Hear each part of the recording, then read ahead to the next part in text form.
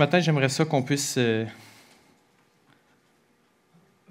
recevoir dans toute sa plénitude ce que Matthieu il dit dans Matthieu 11 au verset 30. Donc, si vous avez une Bible, j'encourage à l'ouvrir dans Matthieu au chapitre 11. Parce que je pense que le verset 30, c'est un verset qu'on a besoin d'entendre, chacun d'entre nous. Puis je pense qu'on a besoin de l'entendre dans son contexte. Parce que c'est facile de sortir un verset comme ça de son contexte. Dans Jacques au chapitre 3, Jacques il dit que vous soyez peu enseignés, parce qu'il y a un jugement plus grand qui est réservé pour ceux qui enseignent la parole de Dieu. Alors c'est un jeu dangereux que de prendre la parole de Dieu et de la sortir de son contexte. La malédiction divine menace ceux qui font ça. Alors j'aimerais qu'on puisse recevoir ce que Matthieu il dit au chapitre 11 au verset 30. Et pour comprendre ce qui est écrit au verset 30, on a besoin du paragraphe au complet, qui commence au verset 25. Donc, je vais lire dans Matthieu au chapitre 11 à partir du verset 25 jusqu'au verset 30. Où c'est écrit « En ce temps-là, Jésus prit la parole et dit « Je te loue, Père, Seigneur du ciel et de la terre, de ce que tu as caché ces choses aux sages et aux intelligents, et de ce que tu les as révélées aux enfants. Oui, Père, je te loue de ce que tu l'as voulu ainsi. Toutes choses m'ont été données par mon Père, et personne ne connaît le Fils si ce n'est le Père. Personne non plus ne connaît le Père si ce n'est le Fils. Et à celui à qui le Fils veut le révéler. Venez à moi, vous tous qui êtes fatigués et chargés, et je vous donnerai du repos. Prenez mon joug sur vous et recevez mes instructions, car je suis doux et humble de cœur. Et vous trouverez le repos pour vos âmes, car mon joug est doux et mon fardeau léger. »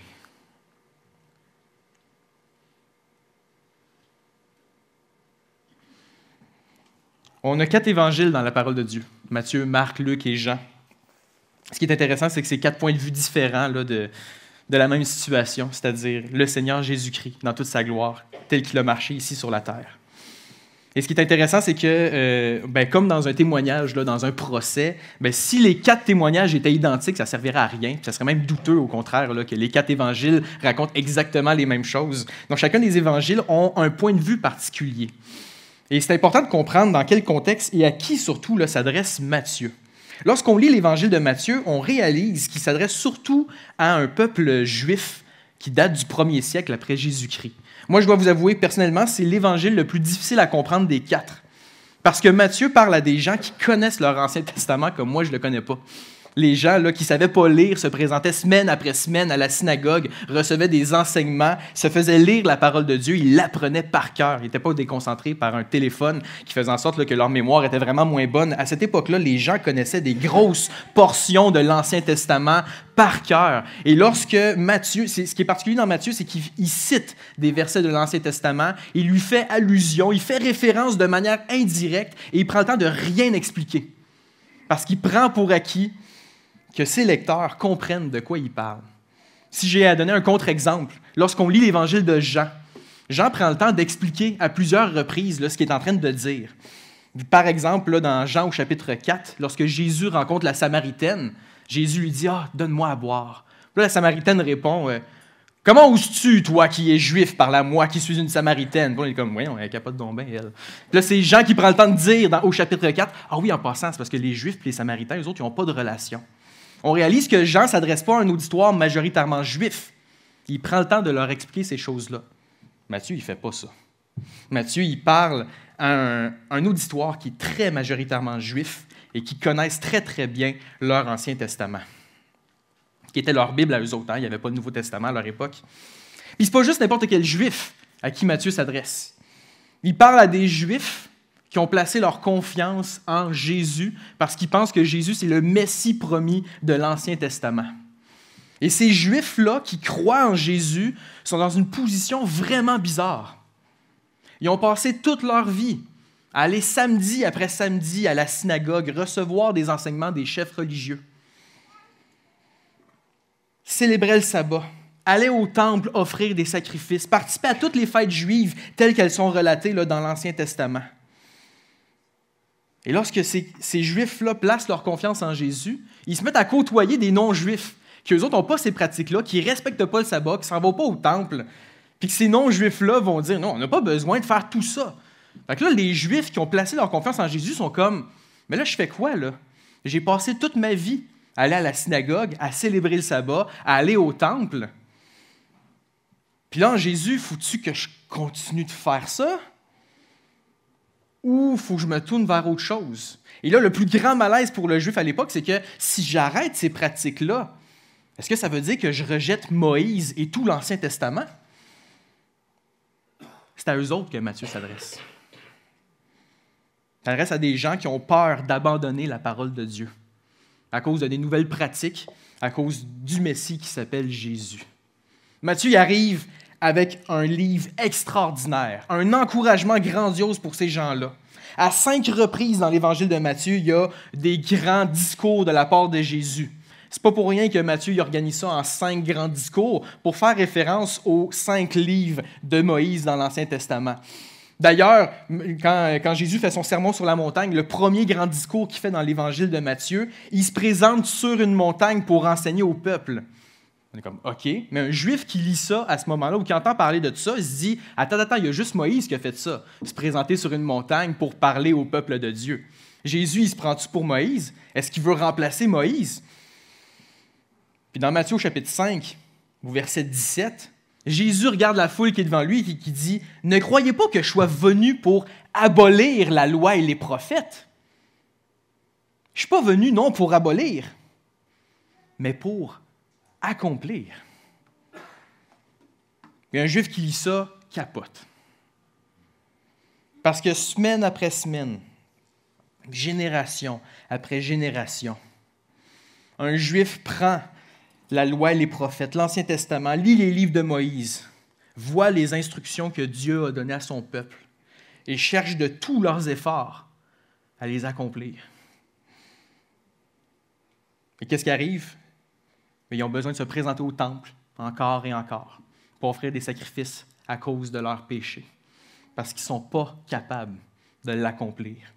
Se tournent vers les chefs religieux qui ne sont pas plus capables de l'accomplir. Roi après roi, pharisien après pharisien, sadducéen après sadducéen, tout le monde déçoit les Juifs parce que personne n'est capable d'accomplir. Et donc on a Jésus sur une montagne comme un Moïse qui dit « Je ne suis pas venu abolir Moïse, je suis venu l'accomplir. Vous n'êtes pas capable de le faire. Moi, je l'ai accompli. » Puis là, dans le reste du sermon sur la montagne, Jésus dit, puis je n'ai pas juste accompli en faisant le strict minimum. Là. Quand on continue le sermon sur la montagne, par exemple au verset 21 dans Matthieu 5, il dit « Vous avez entendu qu'il a été dit aux anciens, tu ne tueras point. » Là, Jésus dit « Non seulement j'ai tué personne, j'ai non seulement respecté ce que la loi dit, mais j'ai aussi respecté ce que la loi veut dire. Parce que si tu oses maudire ton frère, c'est comme si tu l'avais assassiné. » Alors Jésus dit, non, les standards de l'Ancien Testament sont vraiment plus élevés que ce que vous êtes capable d'imaginer. Mais moi, je ne suis pas venu les abolir. Je suis venu l'accomplir. Et à plusieurs reprises, il va prendre le temps de dire, vous avez appris qu'il y a des chefs religieux qui vous ont donné leur interprétation de l'Ancien Testament. Mais sachez une chose, là. Moi, Jésus, je comprends l'Ancien Testament dans toute sa profondeur. Et je suis venu l'accomplir. Et donc là, quand on lit la suite de l'Évangile de Matthieu, les gens ont des réactions là, vraiment mitigées par rapport à qui est Jésus. Et dans Matthieu chapitre 11 jusqu'au chapitre 13, on a justement cet endroit-là où est-ce qu'on voit toutes ces réactions-là vraiment étranges. Il y a Jean-Baptiste. Jean-Baptiste, lui, qui prophétise l'arrivée du Messie, il est en prison, puis il se dit, là, Jésus, c'est lui le Messie. Lui, il est tout mêlé, là, complètement. Puis il faut que Jésus y envoie des messagers pour dire, va lire ton Ancien Testament, regarde ce que je fais, fais le lien. Il y a la foule qui écoute Jésus en disant, y a-t-il quelqu'un pour vrai qui peut accomplir la loi de Dieu au complet? puis qui se tournent vers Jésus avec foi, puis qui ont envie de voir continuer à faire des miracles. Puis au contraire, il y a les chefs religieux, eux autres, qui ont l'impression qu'ils sont en train de perdre le contrôle sur le peuple à cause de Jésus. Puis eux autres, qu'est-ce qu'ils font? Ils cherchent à le crucifier. On va le faire mourir. Il est dangereux pour l'Église. C'est pas vrai, il n'y a pas d'Église à ce moment-là. Il est dangereux pour le peuple. Et dans ce contexte-là, parmi toutes ces réactions-là, c'est dit dans Matthieu 11, au verset 25. En ce temps-là, Jésus prit la parole. Puis il adresse une prière à Dieu. Puis il dit, « Je te loue, Père, Seigneur du ciel et de la terre, toi le Créateur de toutes choses, de ce que tu as caché ces choses aux sages et aux intelligents. Tu révèles quelque chose d'extraordinaire, Seigneur, toi qui as créé le ciel puis la terre, puis tu as choisi de le cacher au plus brillant de ce monde-ci. » Là, on se dit, mais là, si les plus intelligents ne sont pas capables d'avoir accès à cette chose-là, qui y a accès? Puis là, Jésus, de manière surprenante, va dire, tu les as cachés à ceux qui se prennent pour sages puis pour intelligents, puis tu les révèles à des enfants, les vulnérables de ce monde-ci. Ceux qui vont croire avec simplicité ce qu'on leur dit. Tu leur révèles la chose la plus extraordinaire à eux. Je pense aux enfants qui sont partis à l'école du dimanche, apprendre les merveilles de Jésus. Sachez que Jésus, de la manière qu'il a révélé son plan, s'adresse directement à eux autres. Mais là, c'est quoi qu'il révèle aux enfants? Jésus va prendre le temps de l'expliquer au verset 27. Puis c'est vraiment bizarre, c'est dur à comprendre pour vrai. Il dit au verset 27, « Toutes choses m'ont été données par mon Père. » OK, on fait une pause ici.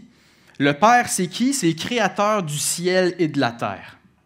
Donc, on parle de Yahweh, l'Éternel Dieu, tel qu'il est révélé dans l'Ancien Testament. Là, Jésus ose dire, le Dieu créateur du ciel et de la terre m'a tout donné à moi. Il ne se prend pas pour n'importe qui, Jésus. Il ne se prend pas pour n'importe qui. C'est comme si l'autorité de régner sur le monde entier, qui appartient à Dieu seul, est transférée à Jésus. Là, il va plus loin. Il continue en disant, « Et personne ne connaît le Fils si ce n'est le Père. Personne non plus ne connaît le Père si ce n'est le Fils. » Et donc là, il y a une connaissance qui existe entre Dieu le Père et le Fils de Dieu, donc le Fils de ce Dieu-là. Donc on peut se dire, Jésus, il a une sagesse particulière. Mais un Juif qui entend parler ce verset-là, il accroche sur le verbe « connaître ». Parce que c'est écrit « Personne ne connaît le Père si ce n'est le Fils, et personne ne connaît le Fils si ce n'est le Père. » Le mot « connaître » dans la Bible, c'est plus que d'avoir de l'information sur quelqu'un.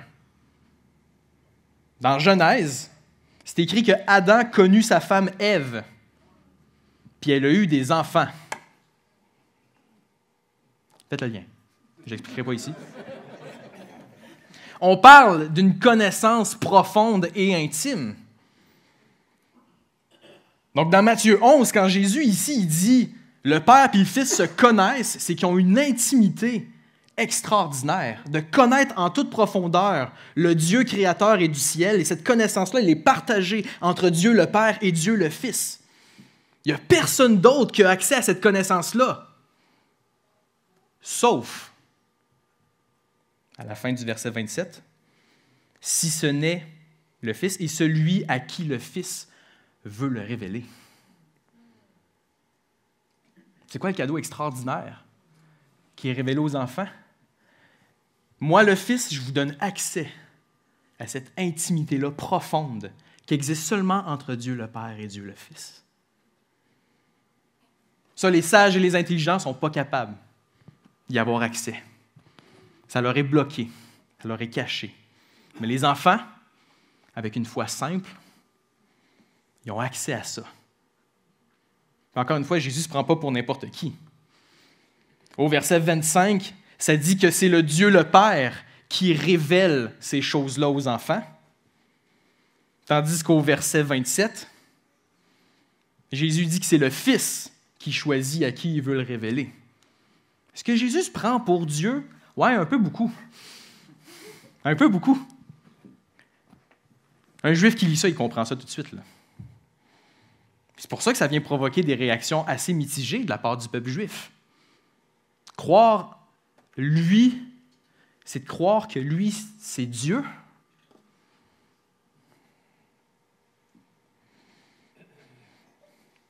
Après ça, Jésus, il regarde les enfants, ceux qui ne se prennent pas pour des sages ou des intelligents. Puis il les dit, venez à moi. Verset 28. Vous tous qui êtes fatigués et chargés, vous tous qui cherchez à accomplir la loi de Dieu à la perfection, vous tous qui cherchez à satisfaire les standards qui vous sont imposés par les autres, vous tous qui ne savez plus sur qui compter, qui croire, qui suivre. À ces gens-là, Jésus dit, venez à moi. Parce que moi, je vais vous donner le repos. Puis il essaie de leur expliquer quel genre de repos qu'il va leur donner. Il leur dit au verset 29, si vous venez à moi, je vais vous donner mon joug. Prenez mon joug sur vous et recevez mes instructions. Je dois vous avouer que joug n'est pas un mot que j'utilise fréquemment dans ma vie de tous les jours. Que c'est ça, un joug? C'est la gogosse qu'on met sur les animaux des champs pour qu'ils puissent tirer, là, justement, le matériel agricole. Vous voyez à quel point je suis un gars de la ville, je ne connais rien là-dedans. Okay, donc, il y a cette gogosse-là qui est mise sur les animaux pour justement faire fonctionner les bêtes agricoles, entre autres pour labourer le champ. Parce que labourer le champ à la main, ben, c'est un peu difficile. Si tu as le privilège d'avoir un ou deux grands animaux, là, genre des bœufs, ben, tu peux déposer un joug sur eux autres, puis on va pouvoir les diriger pour labourer le champ, là, justement. Puis la manière que ça fonctionne, c'est que la plupart des jougs, là, ça se dépose sur les épaules des animaux. Puis généralement, tu peux mettre 2 animaux, justement, sur un joug. Puis à ce moment-là, les agriculteurs savaient qu'il fallait construire à long terme. Hein?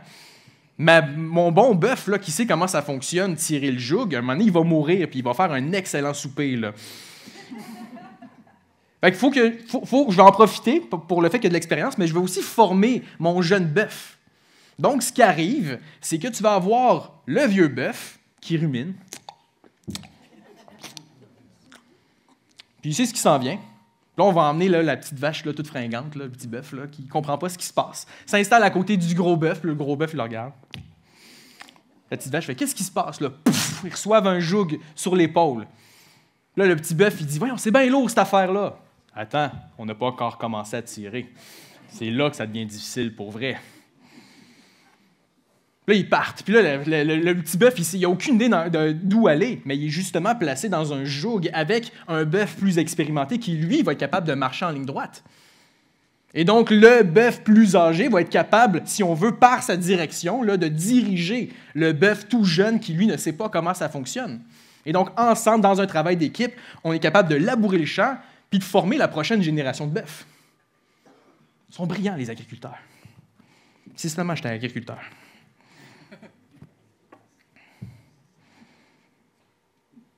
Et donc là, Jésus, il dit, si vous venez à moi, vous allez trouver du repos. Parce que je vais mettre un joug sur vos épaules. Comment tu peux te reposer avec tout ce poids-là qui repose sur les épaules, avec ce travail à faire, de devoir tirer une charge vraiment lourde? Mais Jésus dit, attends, non, vous ne comprenez pas. Prenez mon joug sur vous et recevez mes instructions. Parce que vous allez voir que mon joug est différent de n'importe quel autre joug que vous allez recevoir dans ce monde-ci. Pourquoi? Parce que la suite du verset 29 dit « Car je suis doux et humble de cœur. »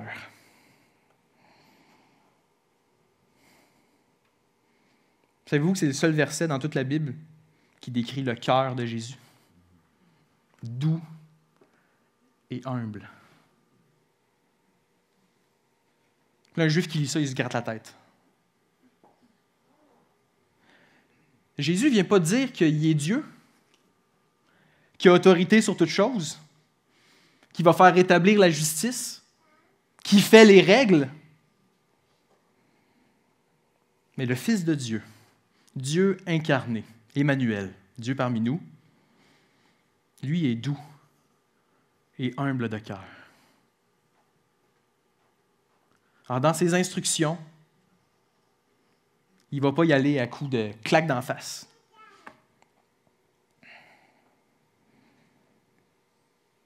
Je dirais que ce maître-là sait de quoi on est fait, à quel point on est faible. Puis il choisit de nous traiter avec douceur. Puis il choisit de s'humilier sous les règles de Dieu.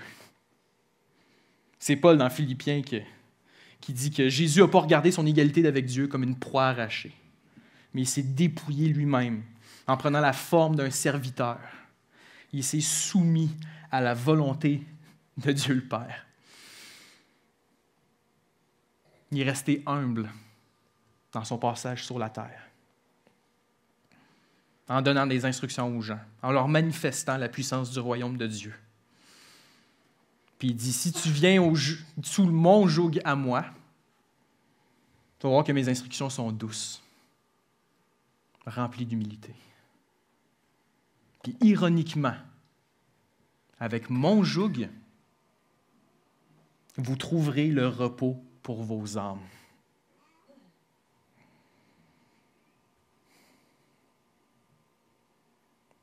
Il y a un travail à faire. Je vais vous diriger dans le travail qui est à faire. Mais à travers ce travail-là, vous allez trouver que votre âme est en repos.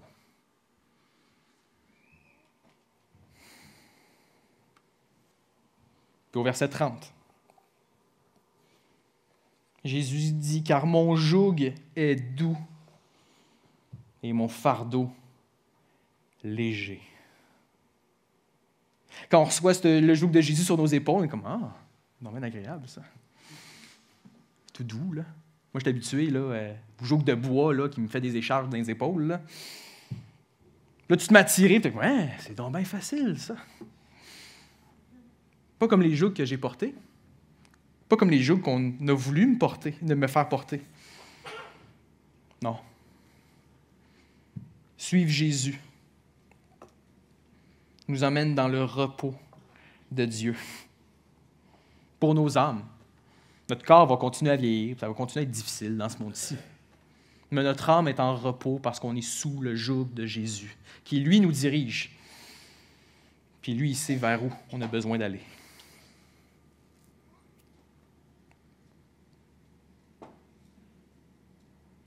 Alors, ceci étant dit, pourquoi le joug, des fois, il devient pesant dans la vie chrétienne? Pourquoi le joug devient insupportable? Ça se peut-tu qu'on alourdisse notre propre joug par des standards qu'on se met, qui ne sont pas bibliques, qu'on se donne la responsabilité d'accomplir la loi de Dieu alors que Jésus l'a accompli? C'est comme si on traînait notre joug puis qu'on prenait, là, puis qu'on s'appuyait sur nos épaules comme ça. Peut-être aussi que, rebelle de cœur qu'on est, Jésus dit, viens-t'en, on s'en va par là. Il me semble que ça serait tellement mieux si on allait par là, Jésus. Fais-moi confiance. On va aller par là. Ouais, mais il y a plein de roches là, dans le chemin. Là. On va faire le tour de la roche. Ça va être vraiment plus facile. Fais-moi confiance. Puis là, on part dans notre direction. On continue à labourer un champ, mais on n'est plus sous le joug de Jésus. On s'est fait un joug qui fit juste pour nos épaules à nous autres. Qu'on va se déposer sur nos épaules, puis on se dit, ça, c'est le bon joug, parce qu'on l'a construit à notre propre image. Ou plus dramatique encore, quelqu'un fait un joug pour nous autres. Il le met sur nos épaules. Puis sur le coup, on dit, ça fit parfait. Puis on part, puis la charge devient lourde. Ça se peut-tu qu'on se soit débarqué du joug de Jésus pour porter notre joug, pour porter le joug de quelqu'un d'autre? Alors, si jamais on réalise qu'on n'est plus sur le joug de Jésus, qu'est-ce qu'on fait? Peut-être qu'on n'a pas envie de regarder vers lui. Peut-être qu'on a honte comme Pierre, qui a renié Jésus 3 fois. Puis lorsqu'il l'a vu dans la cour du temple, il est parti en pleurant. Incapable de faire face à son Seigneur et Sauveur. Mes frères et sœurs, si vous réalisez que vous n'êtes pas sur le bon joug, je vous encourage à vous tourner vers Jésus.